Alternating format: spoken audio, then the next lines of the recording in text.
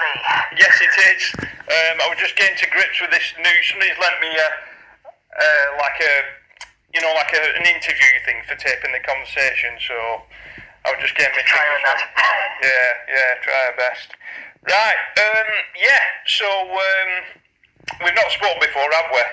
No, we haven't, no. We've not. So we've had, first of all, I had Carl through Deb Atwell.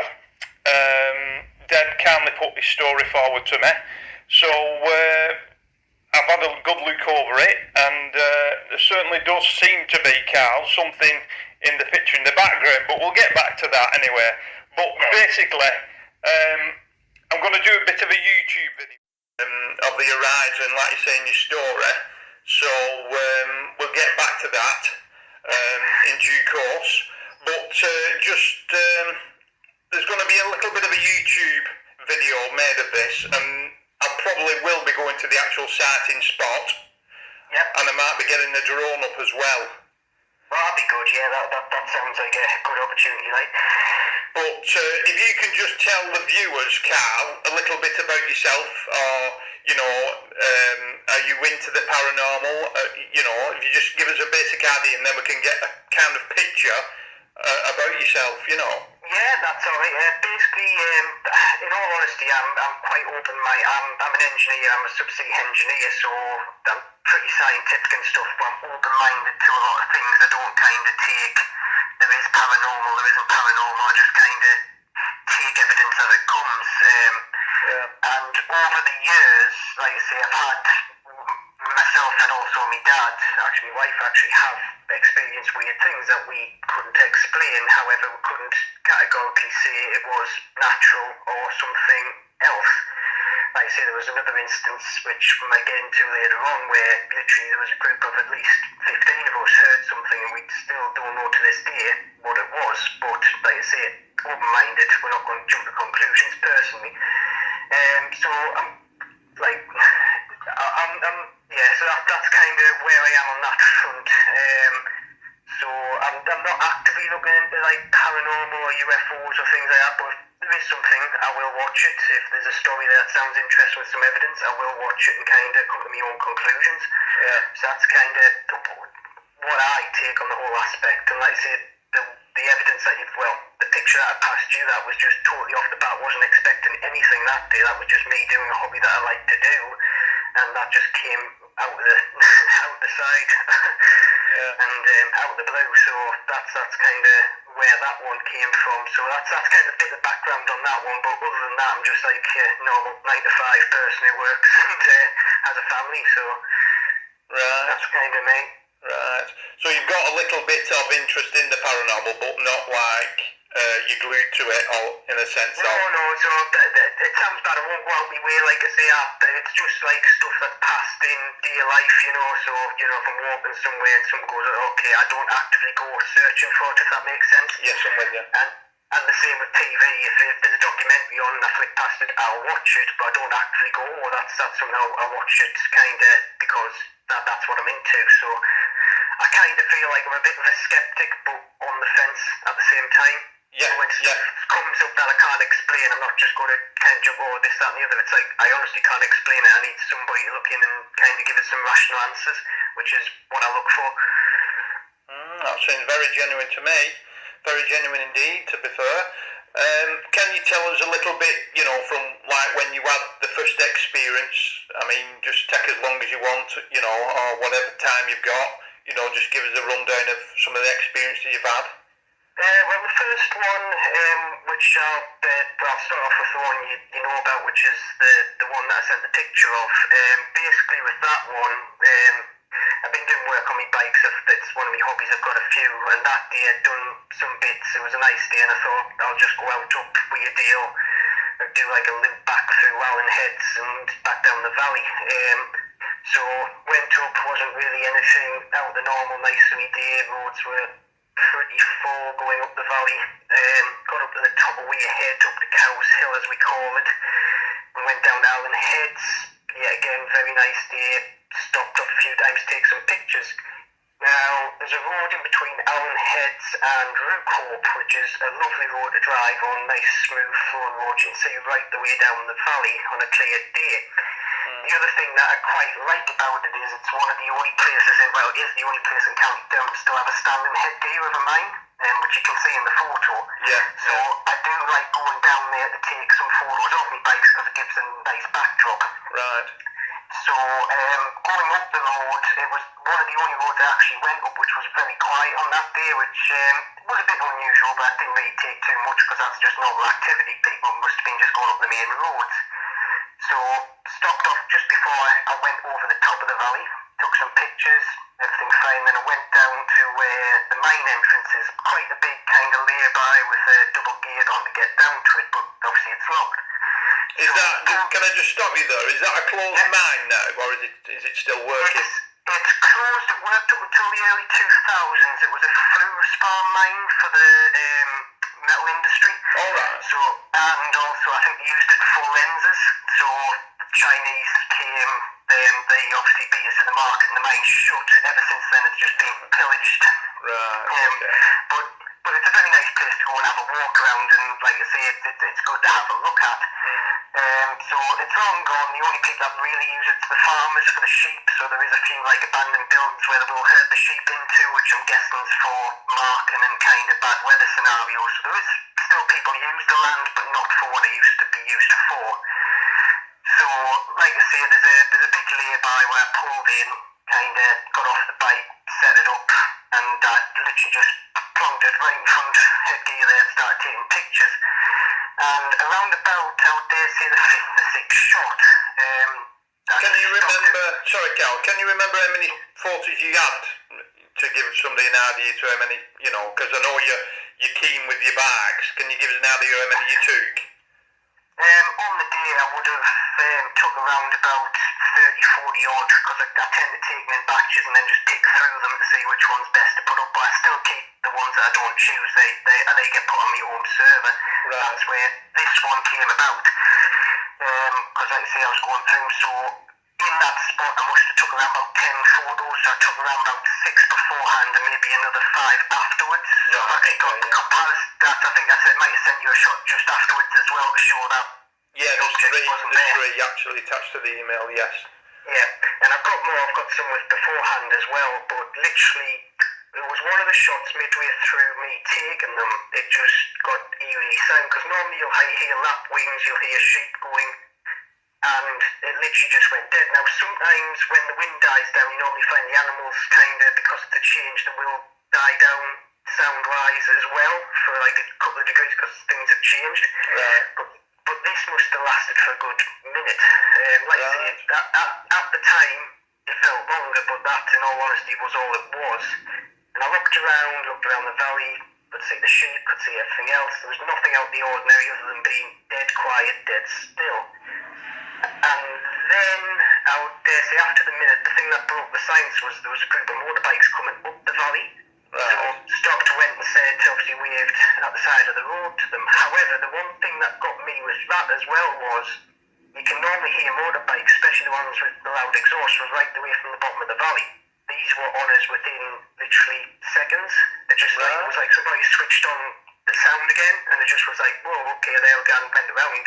Yeah, much of it, but like I say, you're normally prepared for the bikers to come around, because yet again, you would take pictures of them, take pictures of other people's bikes, but didn't even have a chance to do that. Was just like out the blue. It does seem like something flipped like a switch, don't it? It does seem that way, and that's what you do hear on a lot of paranormal stories, It went really quiet and then something happened, But that was literally, because I didn't realise it going off. So, like I say, I think it must have happened when I was taking the picture and just didn't realise. It was just, my mind for some reason just went, wait there a second, something doesn't feel right. So that's when obviously I stopped and looked around, and then when it came back, it was a bit like, oh wait there. It just made the hair stand on end. I know that's a very well-used saying, but it did. Right. So after that, didn't really think much of it. I just got back on the bike as a calf down and stand up, went for do nice ice creams, always get one when I go down there, and then went back home. And that was basically the end of that for the day. Now, when I have my pictures, I put them on the server, I don't look at them for days until I get a free minute. And it's got to be another 3 days after the event. I was looking through them just to put some on Facebook. And the weird thing is with that object in the picture, when I got to the sixth picture. Yeah, well, actually, I'll put it up into the video for viewers to have a look at it. Because the weird thing is, you're flicking through and that one came up, and I initially thought it was a speck of dust on, because it is, even zoomed out, there is a distinct mark on the picture, and that's what I initially thought. And I went to kind of just brush it off my screen, and I didn't. I thought, well, that must be something in the picture, an artifact or something like that, or on the camera. However, when you actually zoom in, you can actually see it's part of the picture. It's not like it's something.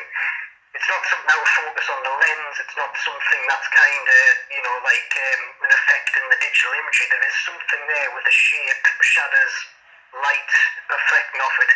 It's just a shame that, even though it's a good camera, it doesn't pick up that well at that far a distance, because I couldn't see if it was like sitting on the ridge or if it was like past the ridge and just kind of floating up, if that makes sense. So it might have been further back than the ridge, but you can't really tell.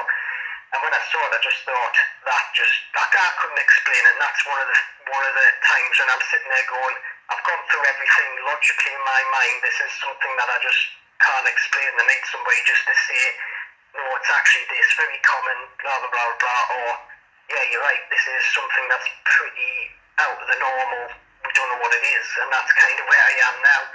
And this was 2015, I think, they took the pictures, and I haven't really said much since then. I've shown a couple of people, and like at work and stuff, they're very sceptical. One said, oh, it could be like sun catching it, could be a bit of dust on the lens, but one of them's a photographer.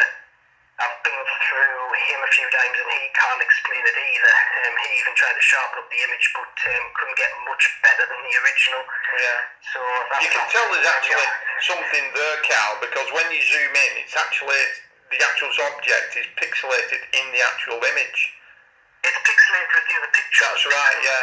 That's it, yeah. And that's what got me, because it pixelates at the same rate. So when you zoom in, everything else is the same. If you slightly, like if you put it in the black and white and you adjust the lighting tones and stuff like that, you can pick it out. That's what got me, and that's what's left us kind of stunned. And that was the first thing that I've got on physical image on a picture. Now, like I say, there's been numerous times before, like I'm actually a scout leader for a local scout group, and we go up to a place called Dilston next to Hexham. I've heard of Hexham, yes. Yep, and basically there's a big scout camp there. It's a lovely place in a valley, big field. There's a stream going down called Devil's Water, which is a very apt name for it. It used to be a mental asylum on the other side of the river, from what I've been told. And one night, it's got to be around about the same time actually, maybe 2014, 2015, around about 12, 1 o'clock in the morning, kids had gone to bed. We got woken up by this immense racket going across the valley. It sounded like warbling, big bassy warbling, like the only way I can explain it was like you was outside of a music concert, like the sound just bouncing off the valleys. So me and the wife, because we were actually at the camp, got out of our tent at the same time. Another 2 scout leaders and another 3 kids came out of the tent as well, kind of think what's going on here. And basically this racket was just echoing, going backwards and forwards up the valley for a good 20 minutes, and we could not yet again explain that. And yet again it came on like a light switch, went straight off like it's a light switch, didn't like dim down, didn't do anything. It was just like it was there 1 minute, gone the next.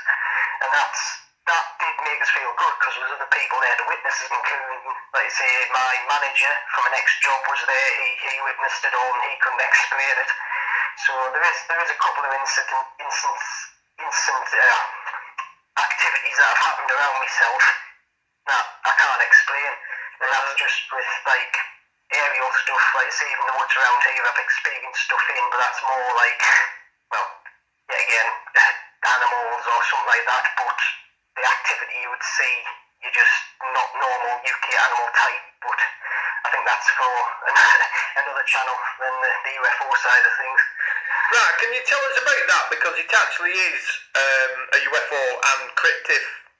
Oh, well, so, they would be really interested, if you've got time, Carl, to Just going back on that last story, you said you got out to the tent and other people got out to the tent. What time of night was it roughly that? Can you remember? It's got to be around about 12, 1 o'clock. It was between... Right, okay. In all honesty, at scout camps, the kids are up until like 10 o'clock, 11 o'clock, and they go to bed. This was the second night, so they're already knackered themselves out from the first. So they were up around about 9 o'clock. And like, there's got to be, like I said, there was 5 scout leaders, and then 3 senior scouts that all got up. The little ones didn't budge because they were knackered. And we literally sat on outside the tent because there's like a hut, as we call it, with all the cooking equipment and stuff in. Right. Like a big hall.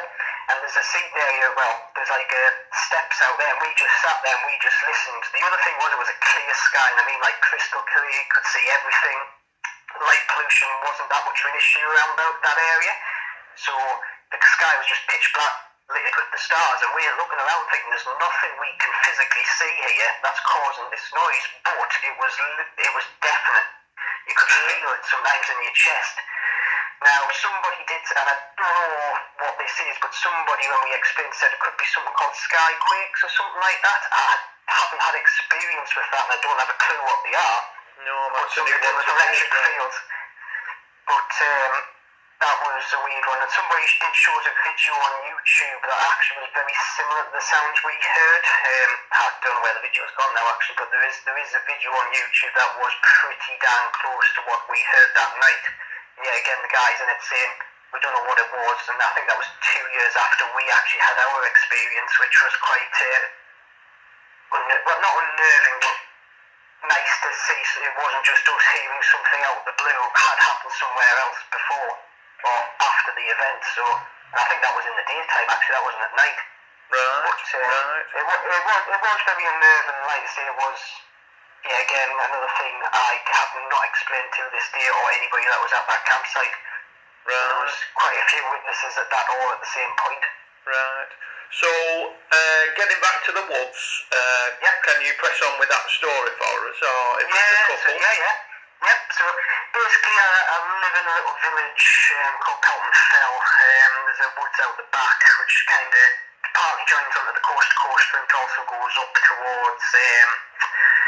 what we call Wardridge and going up a concert way.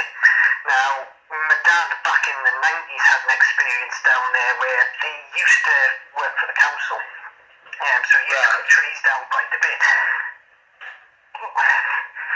Can you still hear us? Yeah, I can hear you. Sorry, it just went off.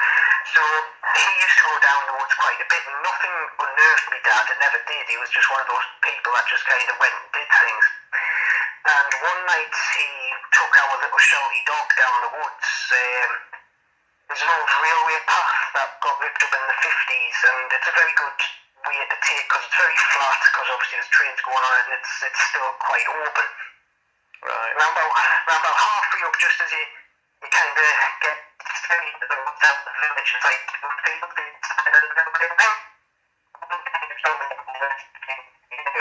You're just breaking up there, Carl. You're just breaking up. 2 seconds on. I just moved back to where I was. I just thought 2 seconds. Bear with me. Can you hear us a bit better there? Yeah, that's fine, yeah. That's fine. So basically there's 2 fields either side of the rail line. One's off to the rest of the fields, and then there's one which is just literally in the middle of the woods on a high plateau, and with a lot of trees around the outskirts of it. Right. And back in the day it used to be planted, so they used to have crops in it, and at this point, I think it was around about back end of August, my dad went, so there was a crop there around about waist high. So he used to walk around the circumference of the field, come back out and go back home. And this day he took the same route, was coming to the edge of the field, and my shouty dog was starting to act a bit weird, starting from behind them, in front of him, behind them, in front of him. At this point, my dad's just thinking, well, this is just normal dog nature for her, because she was a very inquisitive dog. She just kind of sniffing around, getting excited. Now, as you keep going along, there's a lot of rhododendron bushes, which we used to call monkey bushes. They're quite dense and they're quite large. Well, we used to hide them as kids, nobody would see you. Right. And the dog started getting quite erratic and quite aggressive at this point at these bushes. And at the same point, my dad started hearing things in the bushes, like he said, he sounded like going from behind him to in front of him, which he said at first he didn't thought it would be a deer or a fox, and obviously the dog's just kind of worrying it and it's kind of running away from the dog. Yeah. However, as he started to go around the field, he realised it wasn't it running away from the dog, it was the dog running away from it. So it was making the dog was making the move, it was following the dog. Right. So he stopped around about halfway around the field and just kind of stood for a second. And at that point, he could hear something literally going backwards and forwards around about 6 feet into the bushes behind him, he would say. And obviously cracking little sticks and stuff like that. And at that point, my dad just lost his nerve, which, like I say, it never happened to him. And he just literally went straight across the field through the crop. Now, the dog, which normally would just follow you at that point, was a good 6 foot, 12 foot ahead of him, just running off because she just didn't like where she was going. And as my dad said, he didn't actually look back until he sort of like got to the actual street that leads into the fell, and that was kind of the only instance he had. But yeah, again, to this day, he still swears he thinks it was a big cat. He says like there's corridors running through like the old railway lines, make natural corridors for things to go backwards and forwards around the area. Yeah. And like I say, this one, if you do follow the stream all the way up, would lead you to Concert, and then from Concert you could actually get onto the Pennines down the coast to coast. So that is plausible. I didn't think that, but the way it was tracking him and stuff, the way he said it, he was like he was getting fouled. Something was kind of investigating him, like a lion would when they're trying to go for gazelle, just going backwards and forwards and keeping in the bushes. Yeah. So that was him. Now, as a kid, because we used to play down the woods a lot, from like say age 8 and up, me and a mate, we used to build dens and stuff. We never saw anything. Don't get me wrong, but yet again, these rhododendron bushes used to have tunnels in them. The way they grew, they used to grow over, and there used to be tunnels you could go through. And we used to have these little kind of air clearings where we would build dens. And there was one time, and yet again, we can't say it wasn't kids, but us two at the time were mainly the only kids that really went down the woods. We knew most of the people there, and made this den. We actually found a 50-gallon drum, so one of the 250-litre drums, big thing. And we actually moved it up. It took us an hour to get where it was, a very short distance. They're quite heavy, up to this den. And basically we used it as a seat. Didn't think much of it. School holidays, we were there till dusk. Went straight back home and it started to get too dark to see. Next morning, because it was school holidays, we got up at the break of light, so we at 9 o'clock and went back down. And everything we had done, we kind of tried to make a roof and stuff, had all gone, just cleared there. So kind of looked for the barrel, couldn't find it, just didn't think much of it. And as kids do, we got bored and thought, right, we'll just walk around the same field my dad had the experience around. We would go around and help the Waldridge. And we actually, halfway around the field, we found this, and there's a big hill going up to this field as well, like I say, it's on a plateau type thing sticking out. And halfway around we found this barrel up against a big tree, standing there like clear as day, and we're kind of sitting there going, well, it could be kids, but what kids would drag this barrel 300 metres, partially up a hill, across a field, just to kind of lie down next to a tree, which you couldn't get up to anyway. Yeah, that's true. And that was one experience we had down there. The other one that we keep hearing further up, as a kid, never hearing it since, was there's Waldridge Fell further up. Right. There's a big deep valley, big crevice, and the railway line used to run up it. And we used to play down there as kids all the time, but the one thing we would hear, which we always got explained to, was the road further up, which I disagree with because it was too far up the valley, was when you were down in it, you would hear squeals. Now, I'm into railways, I'm a railway enthusiast, and the only way I could explain it was flange squeal, like small locomotives going around rails. You get like screeching and stuff. It's a very unique noise. If you type in YouTube, you can hear it. Yeah, like coming off a bend. Yeah, with the So like a small kind of wheelbase wagon, and me and my mate used to sit down. You would hear this echoing across the valley. It would last for around about 5-10 seconds and gone.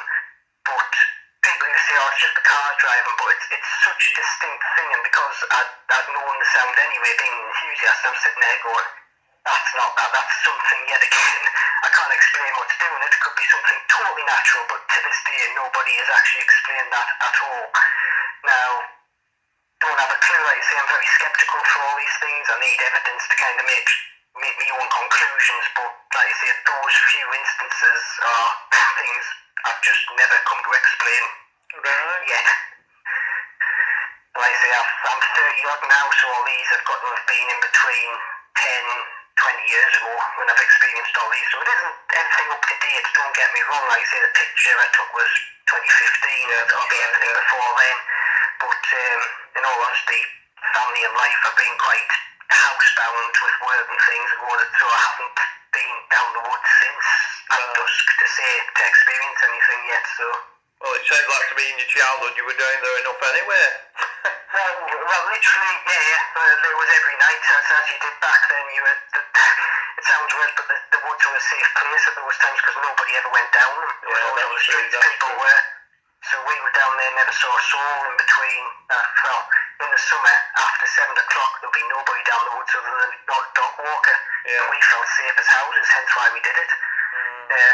But we did experience some weird things. I mean, that's what you used to do when you were younger. You used to make a den, didn't you? Where, you felt safe and whatnot in the woods. That's what you used to do, didn't you? Well, yeah, and the thing is, we used to do that. I mean, as kids, we used to, like through the day, we used to spy on people. As kids do. So you'd go through the monkey bushes and you'd follow people just to look as you do playing spies and stuff. Nobody would see you, and then you're sitting there thinking, well, if we can do that as kids, some animal that's got way more instinct than us can do that way better than we can, and nobody would know it's there. And that's a thought that stuck by us, thinking, if we can do that, nobody knows about us, and we're 8-year-old. So some animal's going to be instinctively able to do that better than us. That's true. That says to me, that kind of brings a bit of backing to it could be something like that, but yet again, don't have any evidence to say it would be. Yeah. And what was the weather like on them occasions? Was it just like dry, sunny days, or can you remember? It was some holidays, so like the one thing I would, at the time, if I recall, the crop was it was golden. I can still remember that because it was quite light on the crop, so it was sunny and dry. Just ready for harvesting. Yeah, just ready for harvesting. That's what it was, because you normally find when they were getting ready, because there'd be a dry period, and then they would, obviously when the crop dried out, they would harvest it in. But it was definitely not wet, because normally when it was wet, we would stay out of the monkey bushes because we would get absolutely sodden just going through the leaves. Yeah. We would always get told off by the parents, which we tried to avoid. As you did back then. So it was, from what I can remember, don't get me wrong, like sunshine, a bit overcast. Right. Okay. But like I said, I mean, them stories, there is a few stories there. But like I said, the main one is like the first one what you put in the first chat at the start of this little bit of a intro. So what I'll do, Carl, I'll not hold you up any longer. I really appreciate you posting the actual email to Deb, and then she's passing it on to me, which we'll look into. Like I said, what I'll try and do, I don't know when it'll be, because I mean, since everything's, what's happened with COVID and all this, everything, everybody's just suddenly, jumped on the thing and things are getting kind of back to normal. So I'm busy as well. So, like I said, I don't know when it'll be, but I will try and get up there and try and do a little bit of video and get the drone up and get as close as I can to the actual site. Looking at the video, you should be able to get it from where the bike was actually photographed to the actual hill itself by the drone.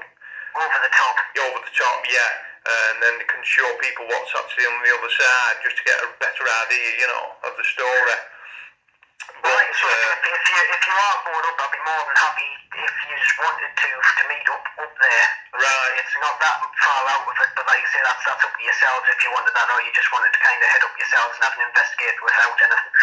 Right, okay, well, that might, I'll write that down. I'll make a note of that. But like I said, I don't know when it'll be, Carl. I might have to just drop you like a quick message the night before, and then see if we can arrange something or whatnot. But like I said, I'm busy at the moment, so I'm not sure. But I am on with it. But there is a few more, stories which we're working on at the moment. Yeah. So I really appreciate you coming forward, like I said, to Deb's site, taking interest. No, like I say, I'm pleased you've taken it up because, like I say, it's one of those things that you don't know who to approach. Well, you see, a lot of them, you have to be careful because a few sites, I'm not naming no names, but they kind of, it's paranormal, but we're not, BBR and WHIT, we think more on the, what could it have, what really could it have been, what realistically could it have been instead of paranormal. That's the way we think. We'd rather have it that way, and then if we can't find out, then there's something strange about it, But that's exactly the way my thinking is, because like you said at the beginning, I like to have physical evidence because that's the way my mind works. I can't kind of think of, it is this, like, paranormal when I can't put it. I like to have it to say it's that, it could be naturally occurring, it could be, plausible, if that makes sense. Yeah, I'm with you, I think exactly the same, But like I said, in that photo, there definitely is something which is strange, and like I said, it actually is pixelated in the picture, so you can actually see it matching up to the picture, so it's definitely there. You've seen something or caught something, but it's just strange as well at that time that it went silent, which time and time again, stories what we hear, different stories, that happens. It goes so quiet, but at the time you don't kind of recognise it until it's gone quiet. But you said it would be around about a minute. I mean, a minute is a long time for you to say, yeah, there has something gone, and start looking round, because a minute is a long time. It is, especially when it's happening. It feels longer than a minute, if that makes sense. But like you say, the reason why I got that was just taking the times off the pictures, because like you say, the pictures are timestamped, so I can kind of get a good idea of when it was taken and when the next one was. Right. So that's where that kind of worked out. It is pretty much a minute after I've said hi to the bikers and then got back to take the other pictures at the end. But if it wasn't for that picture, I wouldn't have thought anything more about it. That makes sense. If I hadn't seen that, I wouldn't have thought that's something weird. But that's what made us start thinking. But like I say, it's just good to message somebody and say, no, you're not seeing things. There is something in the picture. It's and as far as we know, we can't really 100% explain what it is. But see, that silence to us, that's a main factor as well as the sighting. Do you know what I mean? Because I wouldn't have linked them together. Yeah, I wouldn't have linked them.